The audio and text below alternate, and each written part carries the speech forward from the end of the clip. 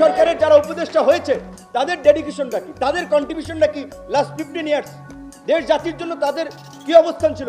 কয়দিন রাজপথে এসেছে, কয়দিন গণতন্ত্রের জন্য কথা বলেছে, কয়দিন ফাঁসিবাদের বিরুদ্ধে আওয়াজ তুলেছে? সরকার পতন করাই দিয়েছে আমরা।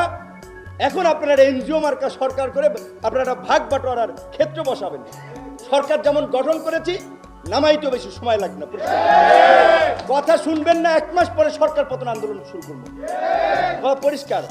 গুটি কয়েক ছাত্র সমন্বয়কে নিয়ে ভাববেন আপনারা সব পরিচালনা করবেন। এখন ডাক দেন, দেখেন সমন্বয়কদের পিছনে 1000 মানুষ পান কিনা। ডাক দেন, একটা প্রোগ্রাম ডাক দেওয়ান, দেখেন 1000 মানুষ থাকে কিনা।